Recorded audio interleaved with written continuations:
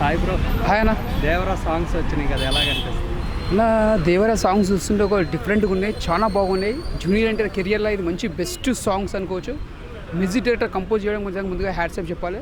ఆ జూనియర్ ఎన్టీఆర్ కెరియర్లో మంచి మ్యూజిక్ ఇచ్చిండు, చాలా బాగుంది. ఎన్టీఆర్ ఫ్యాన్స్ మొత్తం పెద్ద పండుగ అనుకోవచ్చు ఈ సాంగ్స్ తోటి. చాలా అంటే చాలా బాగుంది, ఒక డిఫరెంట్గా ఉంది. చాలా అంటే చాలా బాగుంది అన్న. మ్యూజిక్ కొట్టడం మాత్రం ఇచ్చి పడేసినాను. ఇప్పుడు చుట్టమల్లె సాంగ్ రికార్డ్స్ బ్రేక్ చేసింది, ఎలా కనిపిస్తుంది?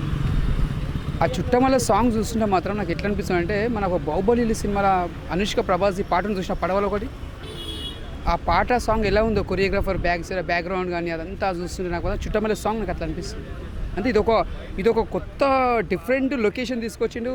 బ్యాక్గ్రౌండ్ కానీ స్క్రీన్ ప్లే కానీ ఆ సాంగ్ కొరియోగ్రాఫర్ మాత్రం చాలా బాగుంటే చాలా బాగా చేయించింది డ్యాన్స్. ఇప్పుడు మొన్న డైలాగ్స్ లీక్ అయినాయి. చుట్టమల్లె సాంగ్ వచ్చిన తర్వాత ఆయుధ పూజ సాంగ్ కూడా ఒక 40 సెకండ్స్ రిలీజ్ అయింది, లీక్ అయింది, ఎలా కనిపిస్తుంది? అంటే ఇప్పటిదాకా ఆయుధ పాట అనేది ఫస్ట్ టైం వింటున్నాం. కత్తిలకి పూజ చేయడము అన్నారు, అంటే అది ఒక డిఫరెంట్గా చూపించింది ఇలా సాంగ్లా. అంటే ఇది ఒక పాట అనేది ఒక డిఫరెంట్గా ఉంది.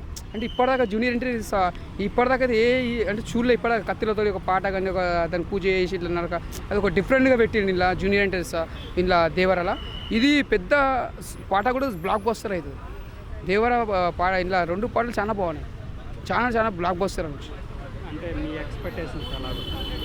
నేను కూడా చెప్తున్నా, ఒక ఆది, ఒక సింహాద్రి, ఒక యమదొంగ, ఒక త్రిబులార్, ఒక దేవర, ఈ 4 ఇలా బ్లాక్ బస్టర్ కెరియర్లో నిలిచిపోయిన జూనియర్ ఎన్టీఆర్ది. ఒక దేవర కూడా ఆ దాంట్లో నిలిచిపోతుంది. ఈ సినిమా కూడా బ్లాక్ బస్టర్.